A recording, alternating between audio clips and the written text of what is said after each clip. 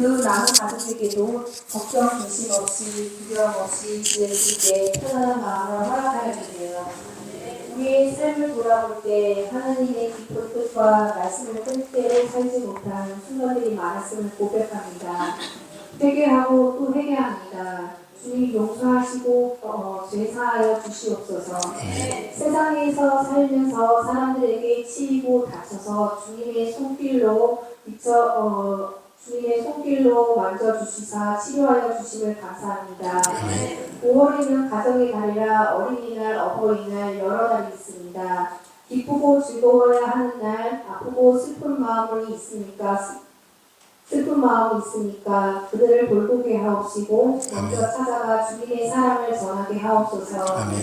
6월에는 큰 대선이 있습니다. 나라의 평안과 국민의 평안을 생각하는 사람이 대통령이 되었음 합니다. 올바르고 선으로 행하는 대통령이 되었음 합니다.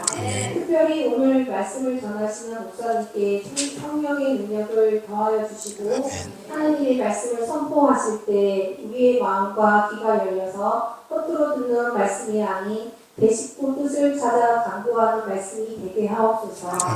그 교회의 숨은 사역자, 각 성교회, 각 모임의 구역장이, 찬양자, 반주자, 안내자, 다들 하나님의 일을 하는 자들 은혜를 베어주시고 서로가 서로를 기도하게 하시고 도와가는 성도님들 되게 하옵소서. 그리고 저희 기름교회는 성도님들의 연세가 있으셔서 병상에 있는 성도님들, 아픈 성도님들도 계십니다. 하나님의 치유의 은혜를 베풀어 주시고 마음이 나약한 자들에게는 위로와 소망을 허락하여 주옵소서. 우리의 이 예배가 하나님을 기쁘게 해드리는 예배가 되게 하여 주옵소서. 감사드리며 예수님의 이름으로 기도드렸습니다. 아멘.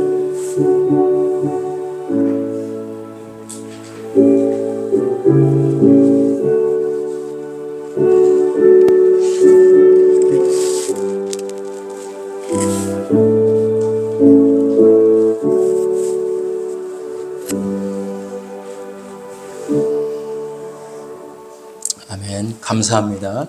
지금 교회 소식 전해드리도록 하겠습니다. 그동안 한평생 우리 기름교회를 위해서 애쓰시고 수고하셨던 원로 장로님, 이철영 장로님이 지난주 월요일에 소천하셨습니다. 장례식을 은혜 가운데 잘 마치게 됨을 감사드리고 남은 유가족들을 위해 하나님의 은혜와 평강이 넘치기를 바랍니다. 오늘 이렇게 권사님과 가족들이 참여해 주셨는데 감사를 드리고요. 또 장례식을 잘 치러준 것을 감사해서 또 권사님 가정에서 오늘 또 떡과 또 여러 음식들을 준비해 주셨습니다. 감사하고 서로 위로해 주고 또 격려해 줄 수 있는 그런 시간들이 줄 수 있기를 바랍니다. 오늘은 어린이 주일입니다. 지난주에 우리가 광고한 대로 어린이 주일 헌금 여러분들이 하신 줄로 믿고 감사를 드리고요. 우리 어린이들이 이번 주 토요일에는 에버랜드에 소풍을 갑니다. 그래서 잘 다녀올 수 있도록 기도해 주시고 또 협조해 주시면 고맙겠고요.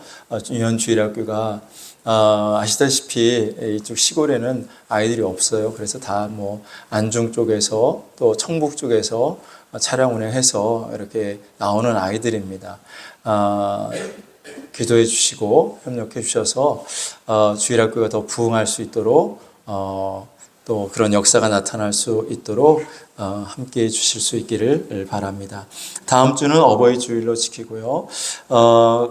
다음 주에 우리가 이제 찬양 대회를 합니다. 그래서 기관별, 선교회, 또 목장들 참여하셔서 함께 하나님께 찬양으로 영광을 돌리시고 1등, 2등, 3등에게 상품이 있으니 여러분들이 꼭 참여하셔서 좋은 시간 될 수 있기를 바랍니다. 효잔치가 18일 주일 점심 때 있습니다. 그래서 오전에 예배를 드리고 그리고 참여하신 어르신들께 점심 식사를 대접하고 작은 선물을 교회에서 드리도록 하겠습니다. 주변에 어르신들 70세 이상 되신 분들 다 모시고 오셔서 효잔치에 함께 참여하시고 또 말씀과 은혜를 함께 나눌 수 있는 그런 시간 될 수 있기를 바랍니다. 그리고 산불 피해 헌금 저희들이 모금을 해서 교회에서 110만 원 장로님과 함께 전해드렸습니다. 작지만 그들에게 조금이라도 위로가 될 수 있기를 바라고요. 함께해 주신 모든 분들께 감사를 드립니다. 하나님의 말씀을 보시도록 하겠습니다. 마태복음 28장 1절부터 10절인데요. 마태복음 28장 1절부터 10절 우리 교독하도록 하겠습니다. 제가 먼저 1절 봉독합니다. 안식일이 다 지나고 안식 후 첫날이 되려는 새벽에 막달라 마리아와 다른 마리아가 무덤을 보려고 갔더니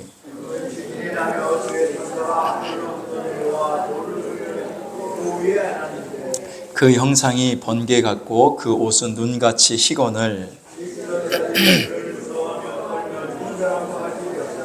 천사가 여자들에게 말하여 이르되 너희는 무서워하지 말라. 십자가에 못 박히신 예수를 너희가 찾는 줄을 내가 아노라.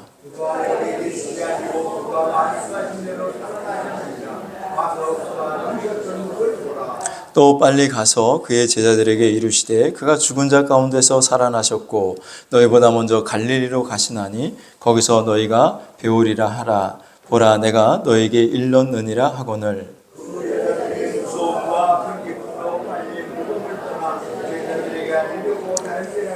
예수께서 그들을 만나 이르시되 평안하냐 하시거늘 여자들이 나아가 그 발을 붙잡고 경배하니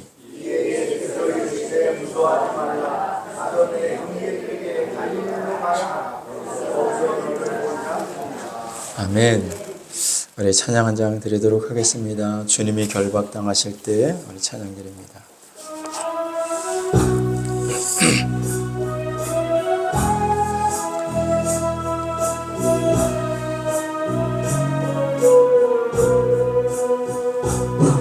주님이 결박당하실 때 나의 마음 괴로웠고 주님이 매 맞고 능욕당하실 때 나 어찌할 줄 몰랐으며 주님이 채찍으로 맞으실 때 내 눈에 눈물이 고여 흐름이여 주님이 못 박힐 때 내가 흔들림이여 내 눈에서 오열의 파도가 넘치며 나의 마음 걷잡을 수 없어라. 그의 아픔이 내 아픔이요 그의 죽음 내 죽음이라. 그렇기에 그의 부활도 내 부활이네. 그렇기에 그의 부활도 내 부활이네. 그렇기에 그의 부활도 내 부활이네. 그렇기에 그의 부활도 내 다시 한번 그러기에 그의 부활도 내 부활이네. 그렇기에 그의 부활도 내 우리 마지막으로 다시 한번 그러기에 그의 부활도 내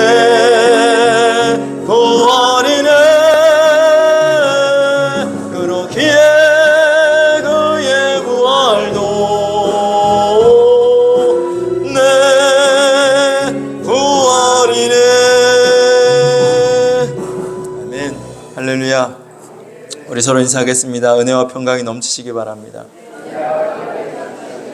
다시 한번 승리하셨습니다. 뭘 승리했어요? 오늘 같은 날 안 놀러 가고 황금 연휴잖아요. 야, 어저께 차가 이쪽에 막히는데요. 기름이 동네까지 차가 막히더라고. 차가 얼마나 많은지요. 다 야외로 어디 놀러 가고 그러냐고 차들이 그렇게 많이 막히는데, 여러분들 오늘 이렇게 주일날 교회 와서 하나님께 예배드리니 승리한 줄로 믿습니다. 할렐루야. 돈 없어서 못 가신 거 아니죠? 우리 예수님은 부활하신 줄로 믿습니다. 그리고 우리도 부활할 줄로 믿습니다.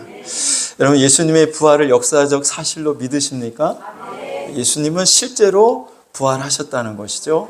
그리고 그 부활을 믿는 우리 믿음의 성도들도 부활하게 되는 줄로 믿습니다. 기독교는 부활의 종교다라고 이야기를 합니다. 기독교는 무슨 종교라고요? 부활의 종교라고요. 그런데 사실 믿는 사람들이 부활에 대해서 묻고 부활에 대해서 이야기하면 부활을 잘 모르는 경우가 많이 있더라는 것입니다. 그래서 우리가 부활절부터 시작해서 지난주에 부활에 대해서, 부활이 도대체 무엇인가, 우리가 어떻게 부활하는 것인가, 이런 거에 대해서 살펴보고 있습니다. 우리가 지난 시간에 말씀을 나눈 걸 잠깐 다시 한번 나누면요, 이 부활에 대해서 교회를 다니면서도 잘 모르고 잘 이해를 못하고 또 부활을 의심하는 사람들이 있는데, 이것은 초대교회 당시에도 있었던 일입니다. 초대교회 그 성도들도 부활을 다 믿은 게 아닙니다. 부활을 의심하고 부활이 없다고 말하는 사람들도 있었다는 것이죠. 디모데후서 2장 16절부터 한번 보시면, 디모데후서 2장 16절입니다.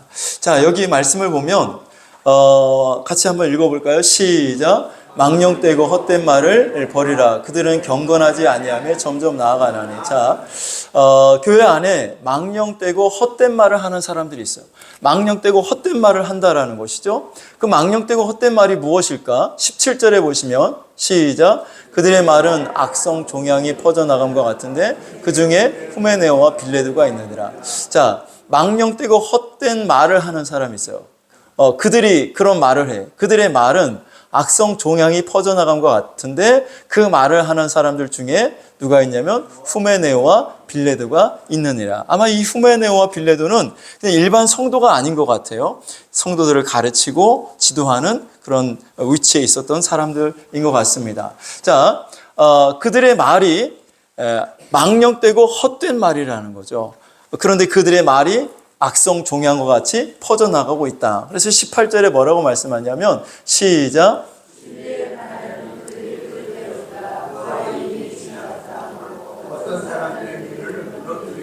그 사람들의 말이 뭐예요? 부활은 이미 지나갔어. 더 이상 부활은 없어.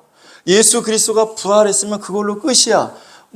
부활이 더 이상 있는 게 아니라고 성도들에게 전하고 가르침으로 말미암아 성도들의 믿음이 어떻게 됐다고요? 믿음을 무너뜨린다라고 말하고 있습니다. 자, 이런 것이 교회 안에 있어서 부활은 이미 지나갔다, 부활은 없다라고 가르침으로 말미암아 그 말이 악성 종양과 같이 퍼져나가고 성도들의 믿음을 무너뜨렸다라고 말을 하고 있다라는 것이죠. 그러니까 이런 사람들은 부활을 믿은 것이 아닙니다.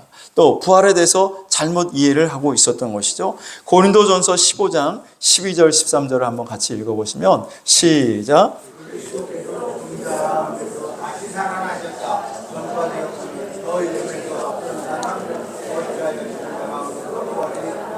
네, 그리스도께서 죽은 자 가운데서 다시 살아나셨다 전파되었거늘 너희 중에서, 이 너희가 누굽니까? 고린도 교회 성도들을 말하는 거죠. 고린도 교회 성도들 중에서, 너희 교인들 중에서 어떤 사람들은 어찌하여 죽은 자 가운데 부활이 없다 하느냐. 그러니까 성도들 가운데 죽은 자의 부활이 없다고 말하는 사람들이 있어요, 없어요?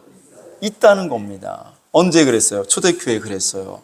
고린도 교회 안에 그런 사람들이 있었습니다. 자, 지금도 부활에 대해서 잘못 이해하고 잘못 의심하고 믿지 않는 사람들이 있다는 것이죠. 그러나 여러분, 성경은 온통 부활로 가득 차 있어요. 창세기부터 시작해가지고 요한계시록까지 다 부활에 관련된 이야기가 너무 많이 있습니다. 그래서 기독교를 부활의 종교라고 하는데, 그런데 문제는 성도들이 그 부활에 대해서 잘 모른다라는 겁니다. 부활에 대해서. 그래서 우리가 지난 시간에 우리가 뭐가 어떻게 부활하는지, 또 부활의 그 모습과 형태는 어떤지, 그 영광은 어떤지, 그래서 우리가 어떻게 살아야 되는지에 대해서 말씀을 나누었거든요. 자, 다시 한번 우리가 반복하는 의미에서 자, 첫 번째, 우리가 부활은 영이 부활한다, 몸이 부활한다? 몸이 부활하는 거 믿습니까? 부활은 여러분, 영이 부활하는 게 아니라 몸이 부활한다고요. 뭐가 부활한다고요? 몸이 부활한다고. 부활은 몸이 부활하는 겁니다. 그러면 어떤 사람, 영이 부활하는 거 아닌가? 고개를 살래살래 흔드는 사람들이 있는데요. 부활은 몸이 부활하는 거예요. 예수님도 몸이 부활하신 거예요. 할렐루야. 자, 누가복음 24장 36절부터 한번 보시면, 자, 같이 한번 읽어볼게요. 시작. 이 말을 할 때 예수께서 친히 그들 가운데 서서 이르시되 너희에게 평강이 있을지어다 하시니, 부활하신 예수님이 지금 제자들 앞에 나타나셔서 평강이 있을지어다 말씀하신 거예요. 37절 시작.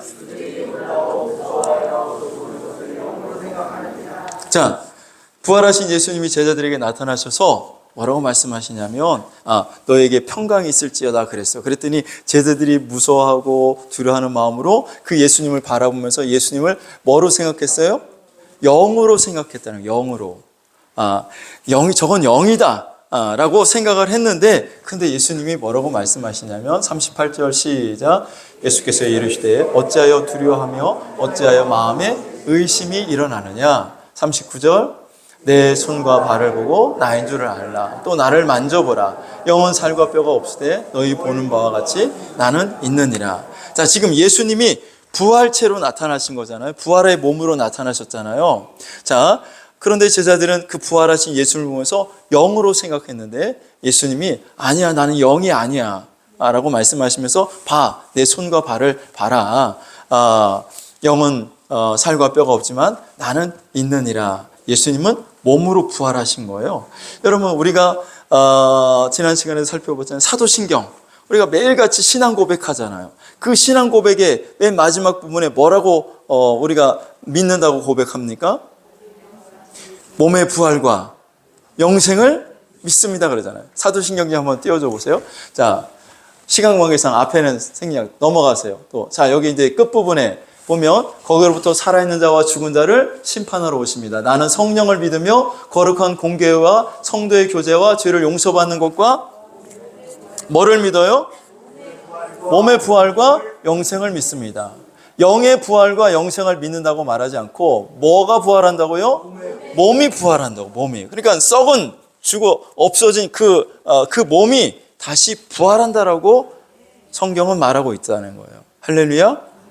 자, 그런데 성도들은 영이 부활하는 게 아니라 몸이 부활합니다. 그러면 몸이 부활해요? 그래. 자기가 맨날 신앙 고백은 몸의 부활과 영생을 믿습니다. 그러면서 이렇게 딱 얘기를 하면 사람들이 잘못 이해하고 잘못 받아들이고 있다는, 부활에 대해서 잘못 이해를 하고 있기 때문에 그렇게 생각을 하는 것이죠. 그러나 우리가 예전 이건 지금 새롭게 개정 성경에 지금 몸의 부활과 영생을 믿습니다 이렇게 하고, 예전에 있는 신앙 고백 그 사도신경은 몸이 다시 사는 것과 영원히 사는 것을 믿사옵나이다 그러잖아요. 거기도 역시 똑같이 몸이 다시 사는 것과 뭐가 다시 살아요? 몸이 다시 살아난다니까. 몸이. 할렐루야. 그러니까 부활은 영이 부활하는 것이 아니라 뭐가 부활한다? 몸이 부활한다. 자, 그러니까 사람의 우리가 세 가지 형태가 있는데, 첫 번째는 육체가 있고, 두 번째는 영체가 있고, 세 번째는 부활체가 있다. 부활체. 우리가 이 세상에 태어날 때는 육체를 가지고 태어납니다. 시작은 육체를 가지고 시작을 하는데, 우리의 최종 마지막 형태는 부활체로 끝난다라는 거예요. 할렐루야. 이해가되시죠? 그래서 육체를 살다가 육체가 죽으면 그 육체 안에 있던 영이 빠져나가서 영의 몸을 입게 되는 거예요. 영의 몸을 가지게 된다고요. 그래서 우리가 영체라고 하는 거야. 육의 몸은 육체, 영의 몸은 영체. 예, 그럼 영의 몸이 어디 있습니까? 고린도전서 15장 44절에 보면 같이 읽어볼게요. 고린도전서 15장 44절 시작.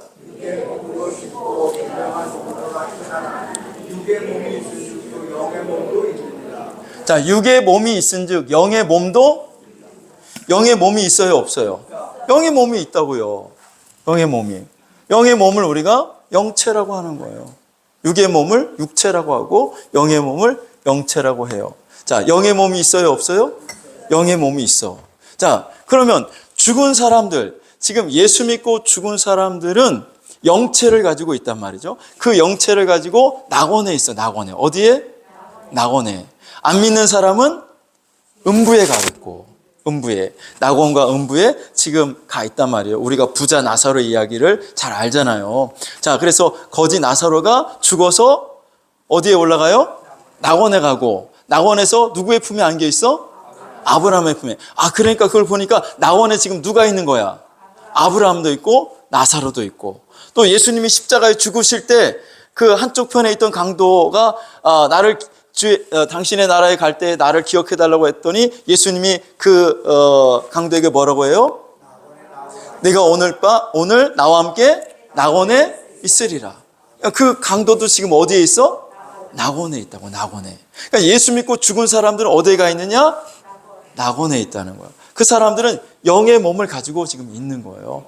그래서 그 사람들은요, 똑같이 느껴.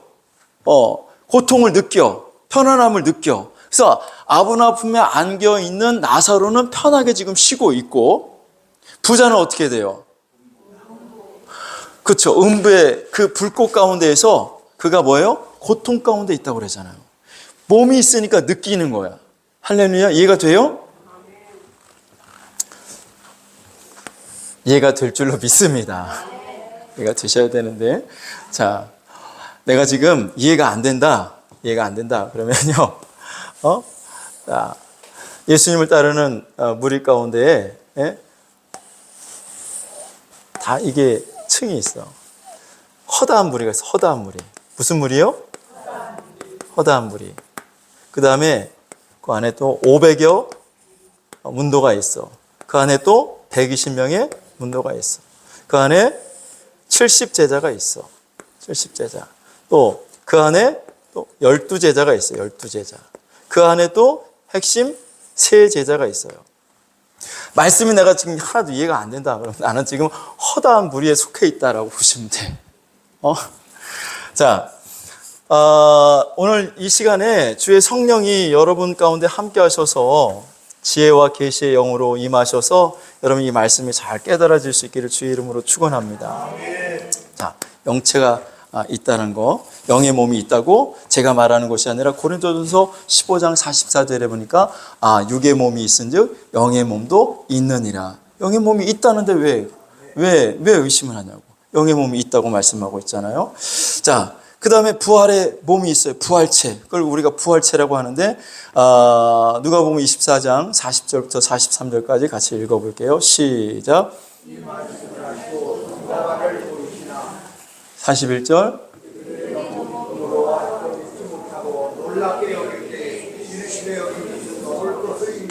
42절. 43절. 아멘. 예수께서 부활체로 나타나셔서 아직도 의심하는 그 제자들 앞에서 야, 여기 먹을 게 뭐 있냐 물어봐서 구운 생선 한 토막을 직접 드셨다는 거예요. 부활의 몸이 있으니까 먹을 수 있는 거죠. 고린도전서 15장 50절에서 52절에 보시면 시작.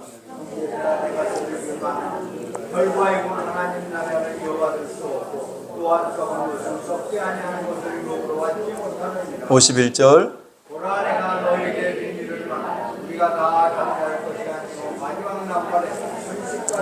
자, 여기 보면, 자, 우리가 너에게 뭐를 말해? 비밀을 말하노니. 비밀을 말하는데. 비밀을 말해주는데, 그것은 뭐냐?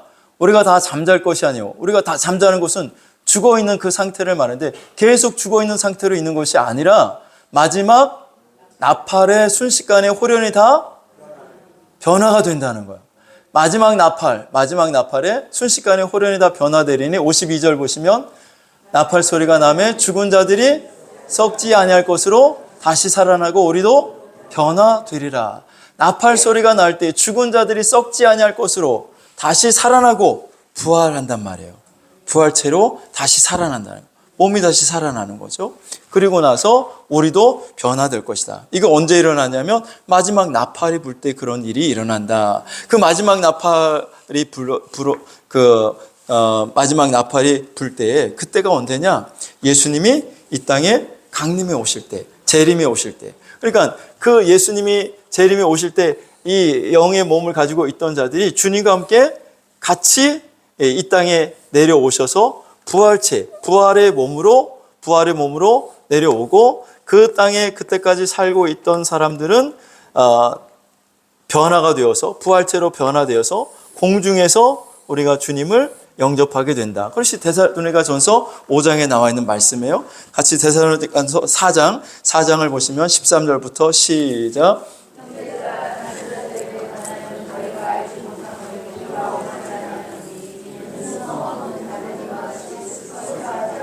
여기서도 자는 자들은 죽은 자들을 말하는 거죠. 14절 보시면 우리가 예수님께서 죽으셨다가 다시 살아나심을 믿을진데 이와 같이 예수 안에서 자는 자들도 하나님이 그와 함께 데리고 오시리라. 자, 예수 안에서 자는 자들, 예수님을 믿고 이미 죽은 자들도 하나님이 그와 함께, 예수와 함께 데리고 오시리래. 어디로 데리고 오신다는 거예요? 예? 이 땅으로 다시 데리고 오신다는 거예요. 그래서 이 땅에서 천년왕국이 이루어지는 거예요.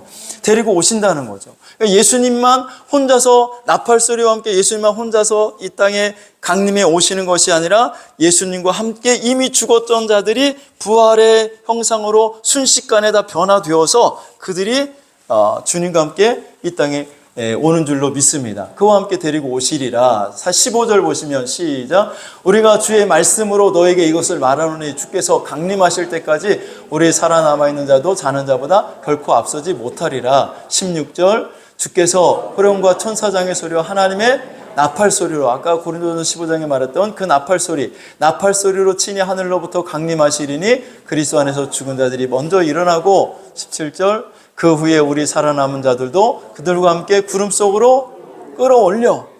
이거 휴거잖아요. 구름 속으로 끌어올려 공중에서 주를 영접하시리니 공중 재림이야. 자, 공중에서 주를 영접하게 하시리니 그리하여 우리가 항상 주와 함께 있으리라. 할렐루야. 자, 이렇게 사람의 형태가 육체와 영체와 부활체가 있어서 결국 우리의 최종 마지막 형태는 부활체로 끝이 난다. 우리의 몸이 부활하는 것이다. 할렐루야. 자, 그런데 문제는 이렇게 부활하는, 그래, 우리 몸이 부활하는구나. 근데 부활을 그러면 어떤 형체로 부활을 하는 것인가? 부활의 형체,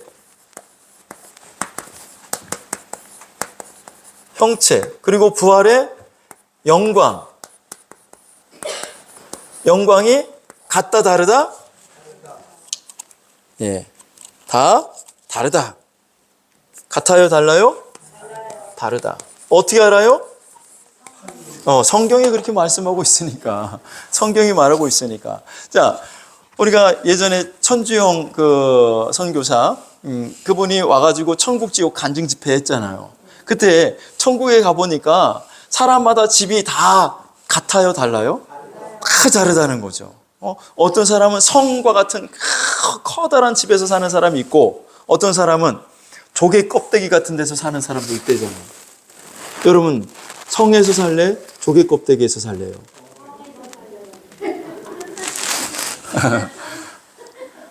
자, 조개 껍데기 같은 데서 사는 사람도 있대요. 그러니까 부활의 형체와 부활의 영광이 사람마다 다 같은 거예요? 다른 거예요? 다른 거예요. 다르다는 거예요. 자, 목사님, 그거는 그 사람 개인적인, 주관적인 체험이잖아요. 맞아요. 주관적인 체험이죠. 그러나 성경이 그걸 말씀하고 있어요. 성경이. 자, 우리는 성경을 믿는 거잖아요. 다니엘서 12장 2절에서 3절을 보시면 다니엘서 12장 2절 3절 시작.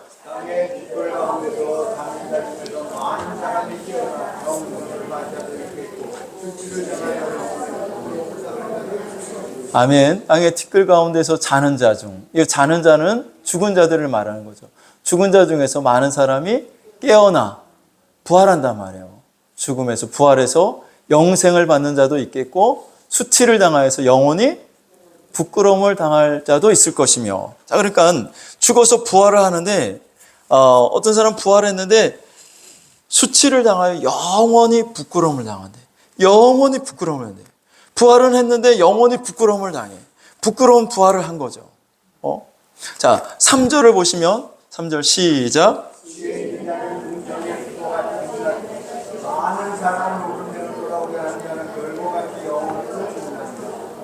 아멘.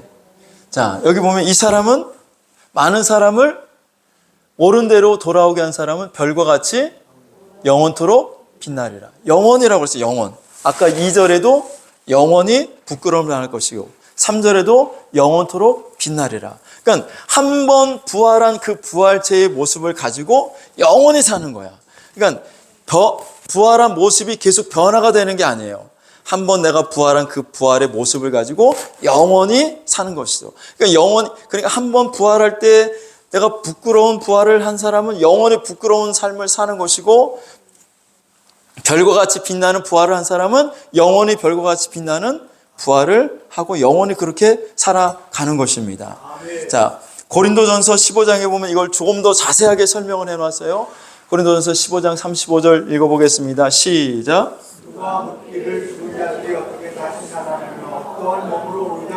자, 궁금한 거죠. 아니, 부활이 있다고 하는데 어떤 사람이 물어봐요. 죽은 자들이 어떻게 다시 살아납니까? 죽은 자들이 어떻게 다시 살아나죠?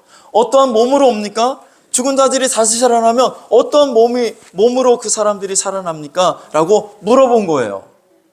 자, 그랬더니 사도 바울이 뭐라고 대답하냐면 36절 읽어보겠습니다. 시작. 37절.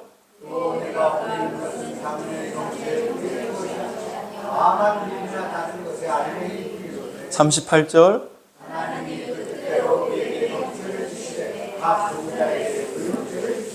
아멘.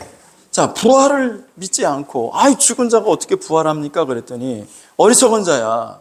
자, 씨를 뿌려봐라. 씨가 죽어야 거기서 싹이 나고 거기서 열매가 나지 않느냐. 죽었는데 어떻게 그게 살아나느냐.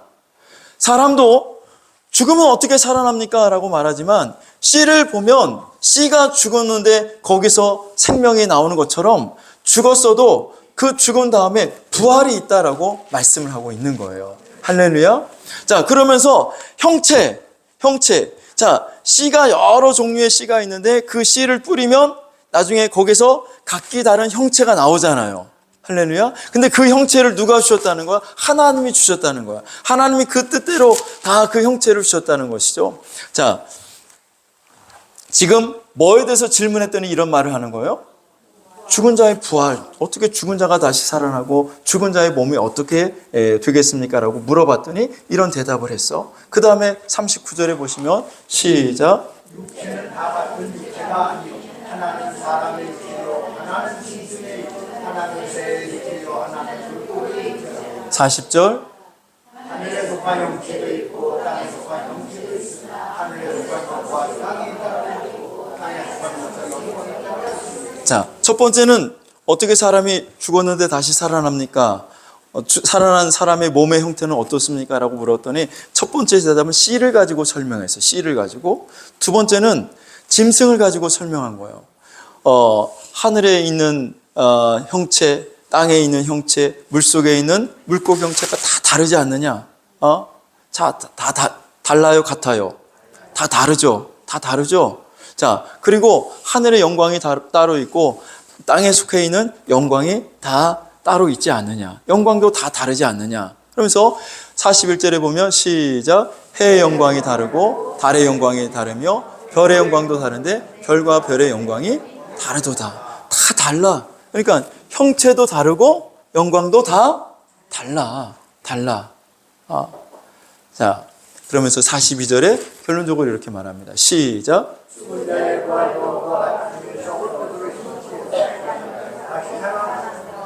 죽은 자의 부활이 뭐와 같아? 그와 같아. 죽은 자의 부활이 그와 같아. 다 달라. 다 식물의 형체가 다 다르지. 동물의 형체도 다 다르지. 형체가 다 다른 것처럼 죽은 자의 부활도 다 같아요, 달라요? 다 다르다는 거. 다 다르다는 거예요.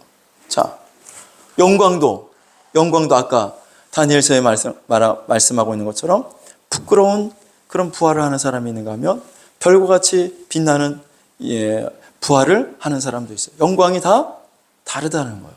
자, 형체도 달라, 영광도 달라. 자, 그러니까 부활의 영광과 부활의 형체가 다 다른 것이죠. 그러면 여러분 우리가 더 좋은 부활을 해야 될 거 아닙니까? 할렐루야. 더 큰 영광의 부활을 해야 될 거 아닙니까? 부끄러운 부활을 하시기를 원하시면 아멘. 수치스러운 부활을 하기를 원하시면 아멘. 없죠? 여러분 최소한 별의 영광과 같은 부활을 해야 될 거 아닙니까? 할렐루야. 그런데 우리가 원치 않게 수치스러운 부끄러운 부활을 하는 사람도 있다는 것이죠. 자, 이것을 모르고 신앙생활하는 사람들이 그런 얘기를 합니다. 뭐라고 말하냐면, 아니 내가 이렇게 교회에 열심을 낼 필요가 뭐가 있습니까? 내가 이렇게 열심히 충성할 필요가 뭐가 있습니까? 천국에 들어가면 다 똑같은 거 아닙니까? 천국에 들어가면 다 똑같은데 내가 이렇게 굳이 열심히 낼 필요가 뭐가 있을까? 이게 바로 왜 그런 말을 하느냐, 왜 그런 생각하느냐? 부활을 잘 몰라서 그래. 부활을 다 사람마다 형태가 다르다니까요. 천국에 가면 다 똑같아요? 누가 그래? 누가 그런 소리를 해? 그런 소리 하는 사람이 이단이요. 천국에 가면 다 똑같다. 그 이단이야. 성경은 그렇게 말하지 않아요.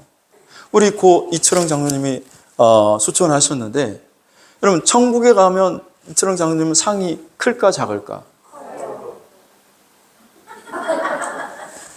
응? 지금 큰 집에서 살까? 조개 껍데기 같은 집에 살까? 큰 집에서. 여러분 왜 그렇게 생각해? 성경이 그렇게 말하고 있으니까. 여러분 만약에 천국에 가면 다 똑같다면 뭐로 목사를 해? 나도 그냥 여러분처럼 편에 앉아가지고 그냥 주일날 가끔 나오고 이렇게 휴일에는 놀러 다니고 적당하게 예수 믿고 적당하게 신앙생활 하다가 천국 가면 끝이지.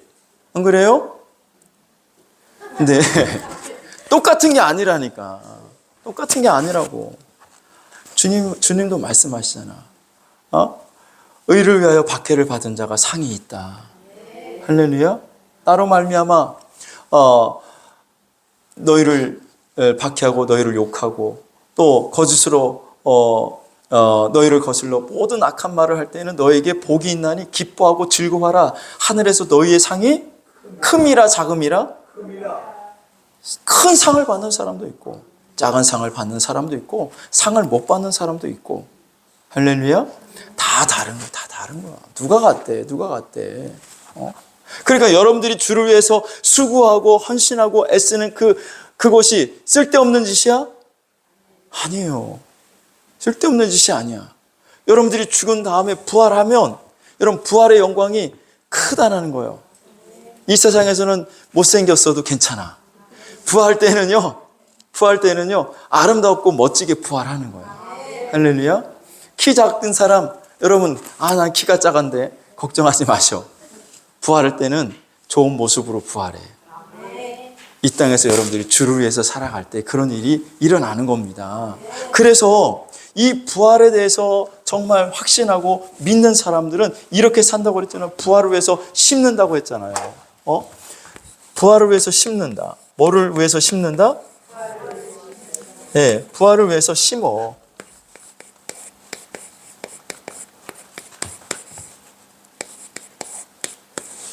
심어. 자, 다시 고린도전서 15장을 한번 보세요. 15장 41절부터 44절까지 한번 읽어볼게요. 시작. 해의 영광이 다르고 달의 영광이 다르며 별의 영광도 다른데 별과 별의 영광이 다르도다.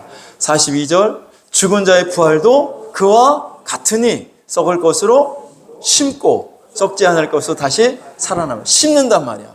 부활을 위해서 심는다고. 썩을 것으로 심고 썩지 않을 것으로 다시 살아나며. 43절 없어요? 없대. 없나 봐. 자, 여러분들 한번 보세요. 시간 관계상 다 읽지 않겠지만 계속 심는다 그래요. 부활을 위해서 심는다는 거죠. 그리고 히브리서 11장 35절을 보시면 히브리서 11장 35절 시작.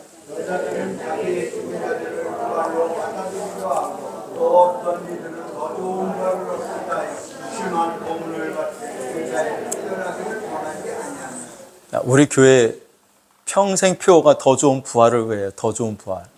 더 좋은 부활을 위해요. 따라서 해보겠습니다. 더 좋은 부활을 위해요. 사람들이 이걸 보고 더 좋은 부활이 어디 있어? 부활하면 다 똑같지. 더 좋은 부활이 어디 있어? 어디 있긴 여기 나와 있잖아. 히브리서 11장 35절에 여자들은 자기의 죽은 자들을 부활로 받아들이기도 하며 또 어떤 이들은 더 좋은 부활을 얻고자 하여. 여기 나와 있잖아요. 더 좋은 부활을 얻고자 하여. 있어 없어요? 더 좋은 부활이 있어요 없어요? 더 좋은 부활이 있다고 말하잖아요. 더 좋은 부활을 얻고자 하여 심한 고문을 받되 구차히 풀려나가기를 원하지 아니하였으며 예수 믿는 것 때문에 고난을 당하고 심지어 예수 믿는 사람들을 잡아다가 옥에 가두고 그 사람들을 죽였단 말이죠.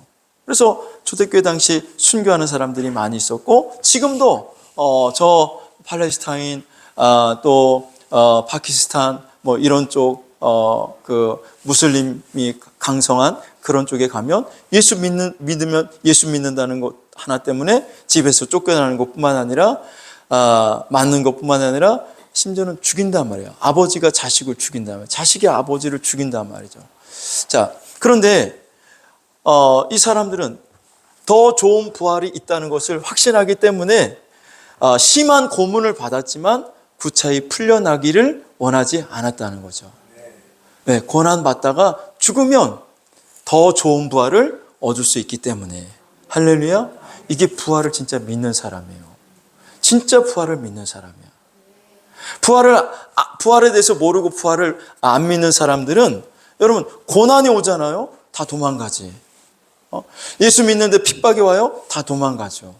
그러나 더 좋은 부활이 있음을 믿기 때문에 심한 고문을 받지만 구차히 풀려나기를 원하지 않았다는 것입니다. 더 좋은 부활을 얻으려고. 할렐루야.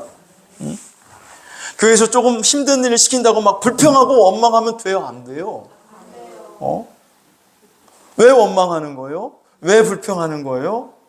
더 좋은 부활이 있는데 그걸 안 보니까, 못 보니까, 알지 못해서 그러는 거죠.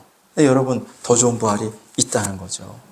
우리 고 이철영 장로님은 더 좋은 부활이 있음을 믿었기 때문에 힘들고 어렵지만 끝까지 믿음의 자리를 지키시고 교회를 위해서 온전히 헌신한 줄로 믿습니다.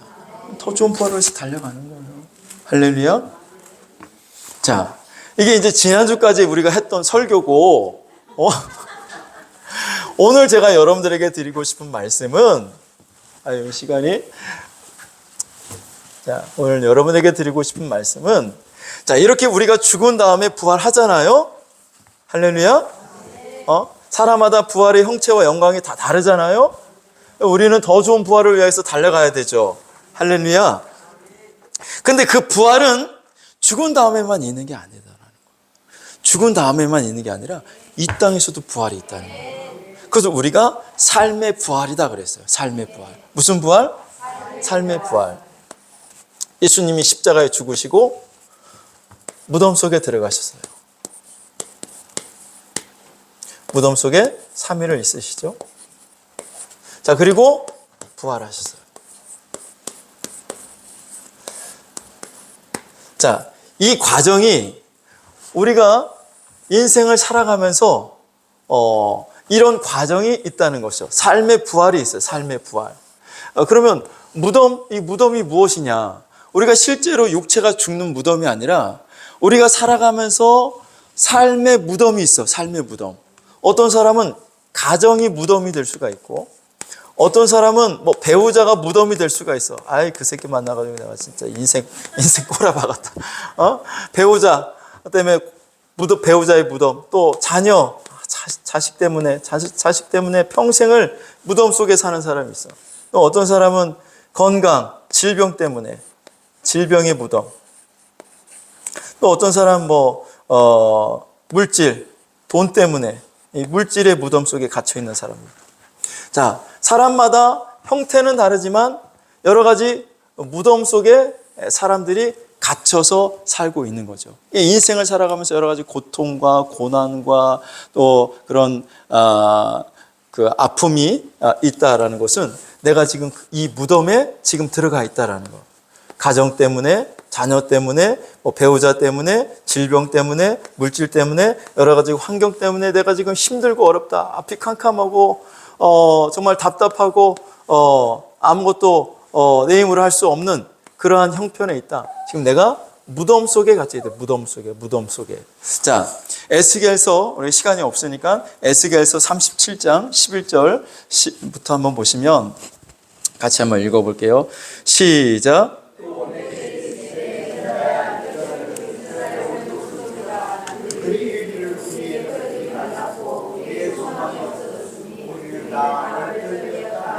자, 이 말씀이 무슨 말이냐면 하루는 그 이스라엘 백성들이 바벨론에 포로로 잡혀가서 바벨론에서 70년 동안 포로 생활해요. 몇 년 동안?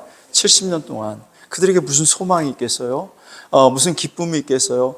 늘 포로의 신분으로 어렵고 힘들고 고통스럽게 살아가고 있던 그들에게 어느 날 거기에 선지자로 활동하고 있던 에스겔 선지자를 하나님이 불러내셔서 에스겔 선지자에게 보여주는 거죠.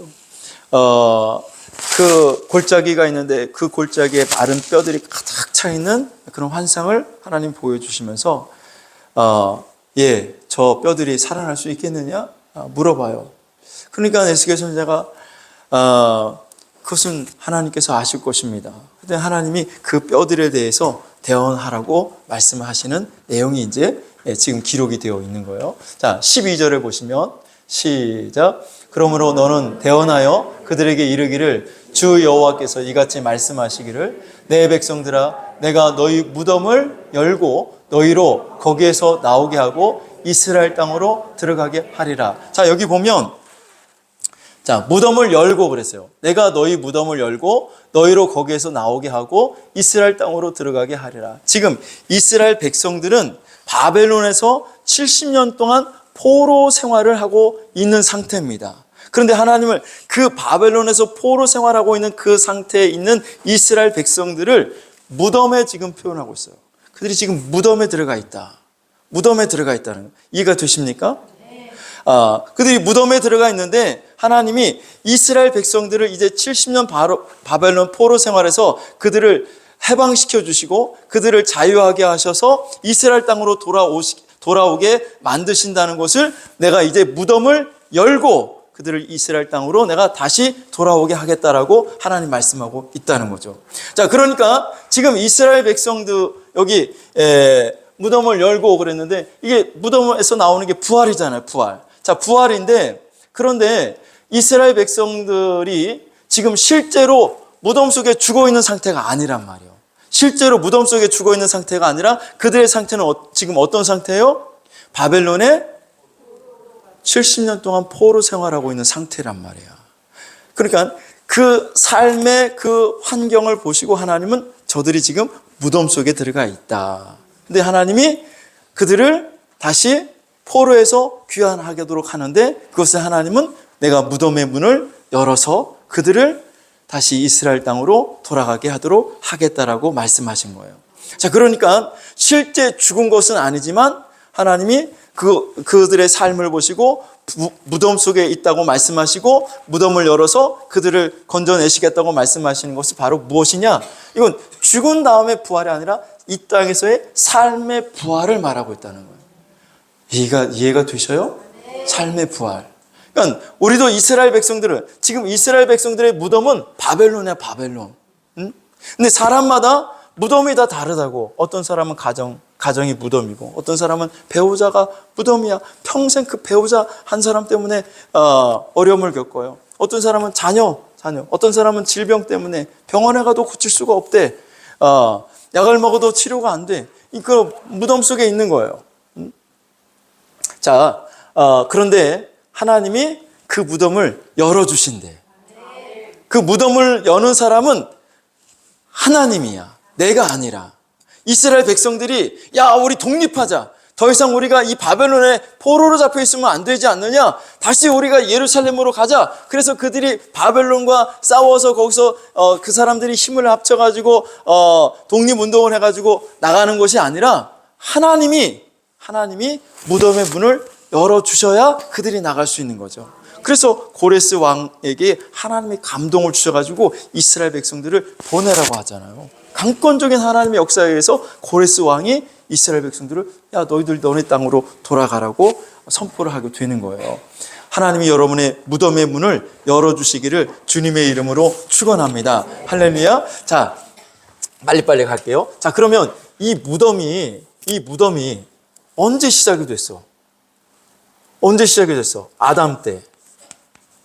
아담이 뭐를 따먹어서? 선악과를 따먹어서. 자, 아담이 선악과만 따먹지 않았다면 무덤이 생겼을까?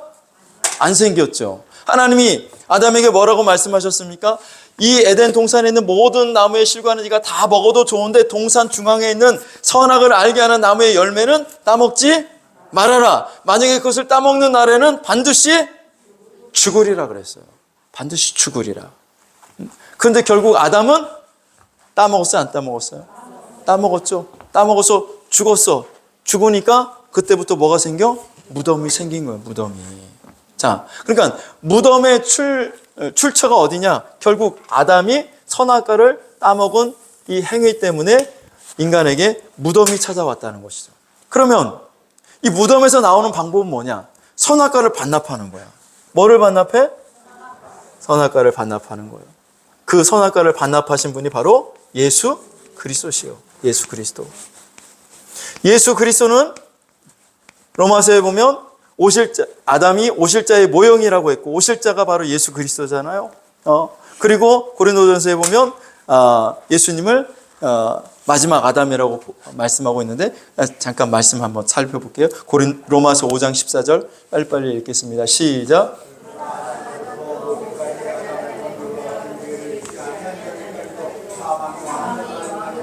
아담은 오실자의 모형이라. 오실자, 예수 그리스도의 모형이라는 거죠. 그 다음에 고린도전서 15장 45절에 보시면 시작. 마지막 아담은 살려주는 영이 되었느니라. 살려주는 영. 마지막 아담이 누구예요? 예수 그리스도시죠. 할렐루야. 그래서 그 예수 그리스도께서 이 땅에 오셔서 무슨 일을 했냐면 이 선악과를 반납하는 일을 했다라는 거예요. 아니, 그러면 아담이 따먹은 선악과를 예수님이 어떻게 반납했을까? 자, 이 선악과의 의미가 무엇이냐? 이 선악과는 그냥 나무의 열매, 어떤 나무의 열매라고만 우리가 말한다면 그건 우리가 성경을 유치원식으로 해석하는 거고, 이 선악과의 의미가 무엇이냐? 아담이 선악과를 따먹은 행위가 무엇이냐? 그것은 하나님의 주권을 무너뜨린 거예요. 하나님의 주권. 즉, 선악과를 따먹지 말라는 것은 하나님의 뜻이야. 그렇죠? 하나님의 뜻, 하나님의 의지, 하나님의 감정.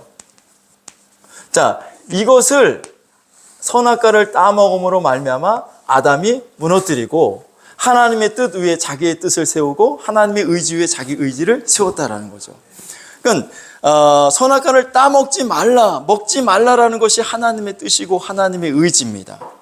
자, 그래서 그것을 따먹었다는 것은 하나님의 뜻을 어긴 것이고 하나님의 주권을 무너뜨리고 자기가 하나님보다 더 높은 위치에 올라가려고 아담이 했다라는 것이죠.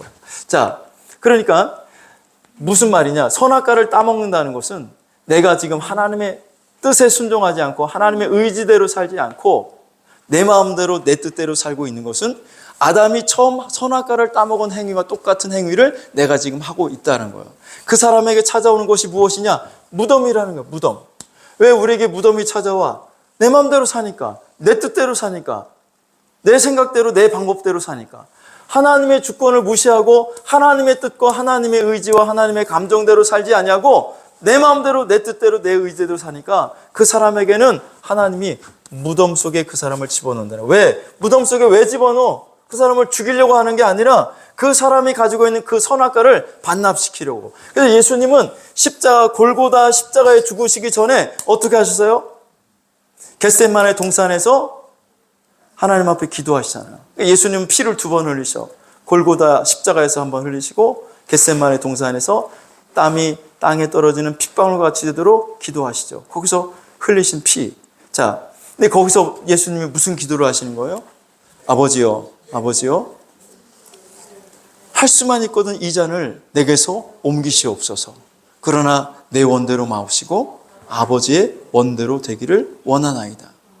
이 예수님의, 자, 그러니까 예수님의 뜻은 뭡니까? 십자가를 지지 않는 것이 예수님의 뜻이고, 하나님의 뜻은 뭐예요? 예수님이 십자가를 지는 것이고. 자, 근데 그 뜻이 서로 충돌할 때, 내 뜻과 하나님의 뜻이 충돌할 때 예수님은 그 뜻을, 자기의 뜻을 내려놓고 하나님의 뜻을 따르기로 결정하죠. 자, 그러니까 아담이 자기 뜻을 하나님의 뜻을 위에 두었던 이것을 예수님은 마지막 아담으로 오셔서 내 뜻대로 마시고 아버지의 뜻대로 되기를 원합니다. 이렇게 선악과를 반납을 하셨다라는 거예요. 할렐루야. 자, 그러니까 우리가 무덤에서 나오는 방법은 바로 뭐냐? 삶의 부활이 있는데 이 삶의 부활, 우리를 하나님이 내 뜻대로, 내 마음대로, 내 의지대로 살아가는 그 사람들을 하나님의 무덤 속에다 집어넣어, 여러 가지 무덤 속에다 집어넣어서 그 뜻을 내려놓고 하나님의 주권대로, 하나님의 뜻대로 살기를 하나님이 원하셔서, 내가 하나님 내 뜻대로 살지 않고 하나님의 뜻대로 살기를 원합니다 라고 할 때에 하나님은 이 무덤의 문을 여셔서 우리를 삶의 부활로 이끌어 가시는 줄로 믿습니다. 하나님이 무덤의 문을 열어주는 것이 내 힘으로 무덤의 문을 여는 것이 아니라는 거예요. 할렐루야. 믿습니까? 뜻을 반납하는 자, 내 뜻을 내려놓고 내 뜻을 하나님 앞에 반납하는 자에게 하나님이 무덤의 문을 열어주신다라는 말씀이에요. 할렐루야. 교회 안에서 성도들 가운데 보면요, 자기 마음대로 하려고 해요. 자기 마음대로, 자기 뜻대로, 자기 생각대로. 그래서 자기 마음대로, 자기 생각대로 안 되면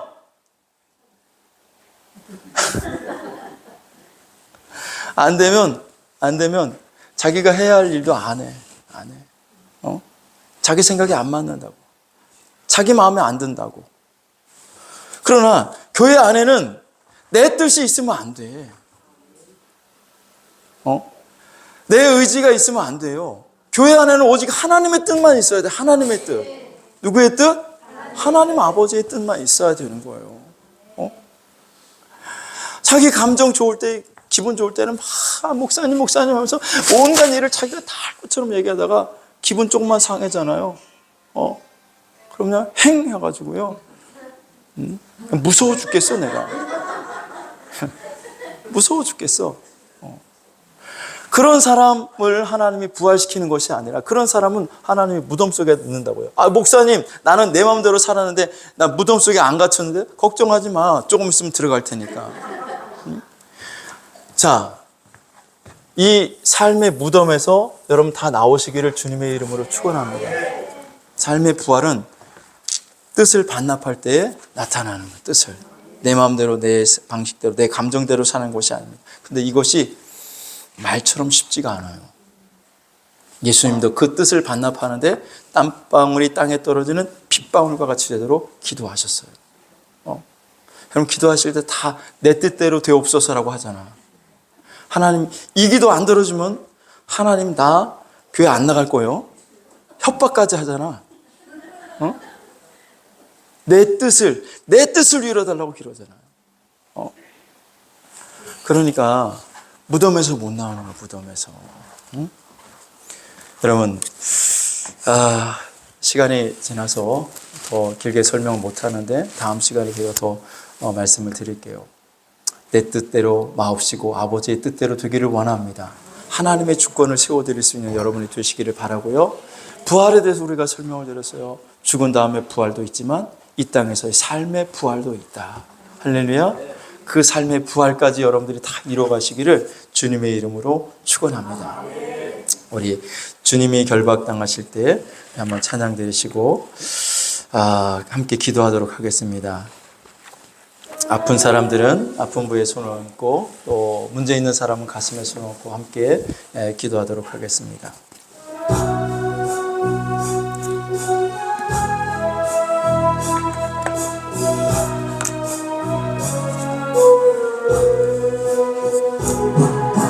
주님이 결박당하실 때 나의 마음 괴로웠고 주님이 매 맞고 능욕 당하실 때 나 어찌할 줄 몰랐으며 주님이 채찍으로 맞으실 때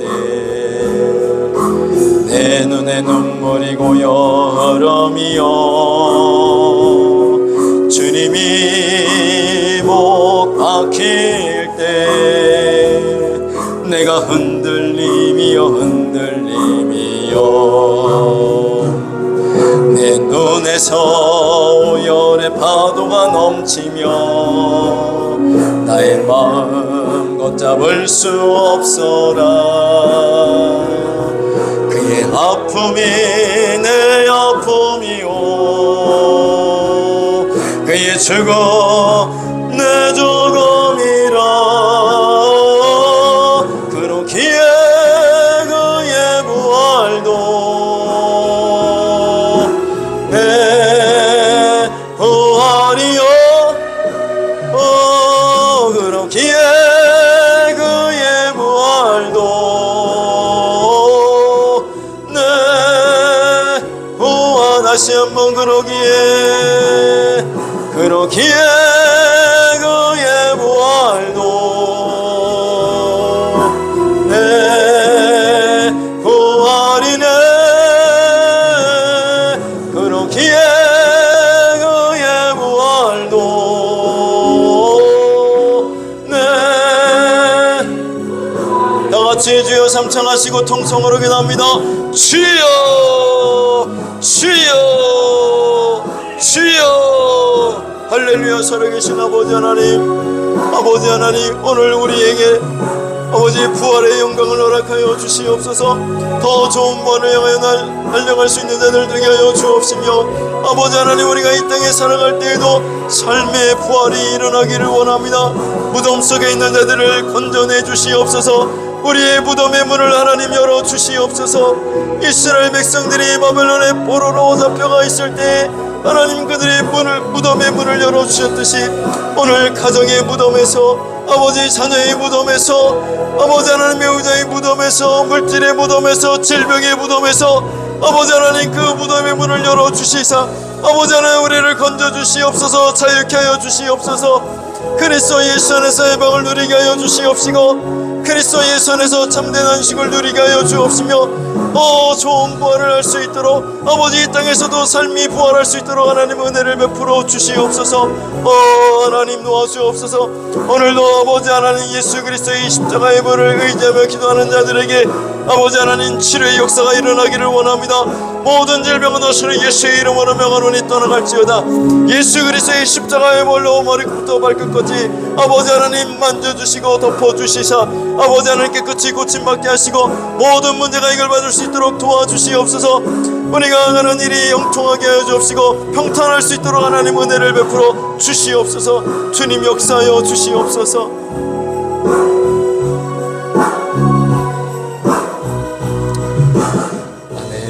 축도로 예배를 마치겠습니다. 이제는 우리 주 예수 그리스도의 은혜와 하나님 아버지의 무한하신 사랑하심과 성령님의 감화 감동 위로하심과 교통하심의 역사가 더 좋은 부활을 향하여 달려가며 오늘도 말씀 앞에 하나님 내 뜻과 내 의지와 내 감정을 내려놓고 하나님의 주권을 인정하며 하나님 앞에 나아가는 모든 성도들 머리 위에 또 저들의 가정과 자녀들과 직장과 생업 위에 이제로부터 영원토록 함께 하실지어다. 아멘.